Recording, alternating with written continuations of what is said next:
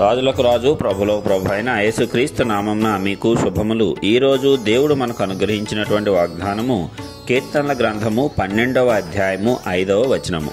బాధపడు వారికి చేయబడిన బలాత్కారమును బట్టి దరిద్రుల నిట్టూర్పులను బట్టి నేనిప్పుడే లేచెదను, రక్షణను కోరుకొని వారికి నేను రక్షణ కలుగజేసేదను అని యెహోవా సెలవిచ్చుచున్నాడు.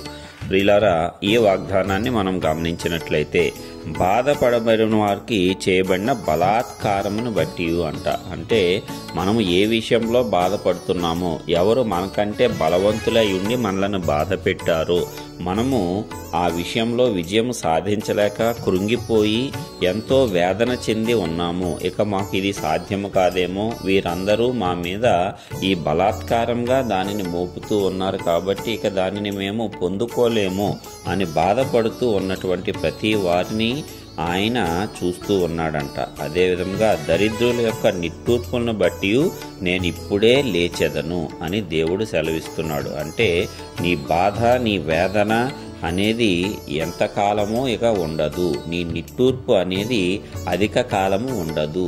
దేవుడు వాటన్నిటినీ చూస్తున్నాడు, వాటిని బట్టి ఆయన లేస్తున్నాడంట. రక్షణను కోరుకుని వారికి నేను రక్షణ కలుగజేసేదను. ఎవరైతే రక్షణ కావాలి, రక్షింపబడాలి, వీటన్నిటి నుంచి మేము రక్షింపబడాలి, సురక్షితంగా ఉండాలి అని కోరుకుంటున్నారో వారందరి నిమిత్తము ఆయన రక్షణ కలుగజేయటానికి సిద్ధముగా ఉన్నాడు. కాబట్టి మనము చింతపడనవసరం లేదు, అధైర్యము చెందనవసరం లేదు. ప్రతి పరిస్థితిలోనూ దేవుడు మనలను రక్షించటానికి సిద్ధముగా ఉన్నాడు. ప్రతి బాధను తొలగించటానికి ఆయన లేచుచున్నాడు. ప్రతి ఒక్క బలాత్కారమును మన మీద నుంచి కొట్టివేయటానికి ఆయన లేస్తున్నాడు.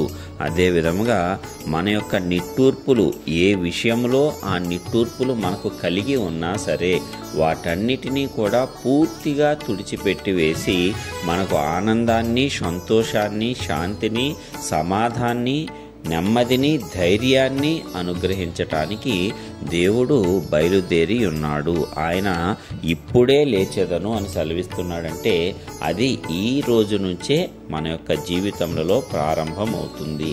ఎవరైతే ఈ వాగ్దానాన్ని స్వతంత్రించుకొని ఇది నా నిమిత్తమే అనుకొని దేవుని యొద్ద మొర్రపెట్టారో, ఈ వాగ్దానమును బట్టి దేవుడు తప్పనిసరిగా ప్రతి ఒక్కరి మొరను వింటాడు, ప్రతి ఒక్కరి నిట్టూర్పులను ఆయన ఆలకిస్తాడు, ప్రతి ఒక్కరిని ఆయన రక్షిస్తాడు. దాని ద్వారా మనము ఇప్పటి వరకు బంధింపబడిన వాటన్నిటి నుంచి కూడా విడిపించబడతాము.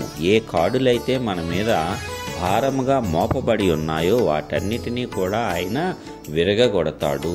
వేటిలో అయితే మనం చిక్కుబడి ఉన్నామో అలాంటి వలలు, ఉరులు అన్నిటి నుంచి కూడా ఆయన మనలను విడిపించి తప్పించి నిలవబెడతాడు. మరి వాక్యాన్ని వాగ్దానముగా స్వతంత్రించుకొని ధైర్యం తెచ్చుకుందాము.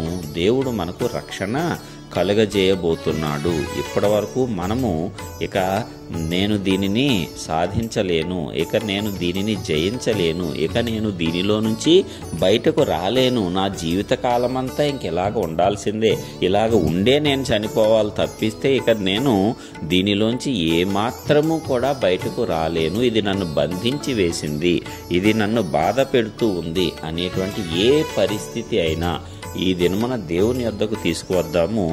ఆయనే మనకు విడుదల కలుగజేస్తాడు, మనకు రక్షణ కలుగజేస్తాడు, మనలను ఆదరించి అద్భుత రీతిగా మనలను ఉన్నతమైన స్థానంలో నిలవబెడతాడు, విజయవంతమైన జీవితాన్ని మనకు అనుగ్రహిస్తాడు. కాబట్టి ప్రియులారా, ధైర్యము తెచ్చుకోండి, వాగ్దానాన్ని స్వతంత్రించుకోండి, చక్కగా దేవుని ఎదుట ఈ వాగ్దానంని ఎత్తిపట్టి ప్రార్థన చేయండి.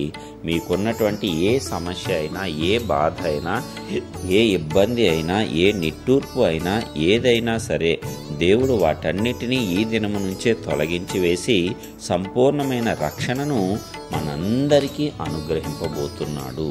కాబట్టి ధైర్యం తెచ్చుకొని మనమందరము దేవుని ఎదుట ప్రార్థన చేసి ఆయన యొక్క కృపను పొందుకుందాము.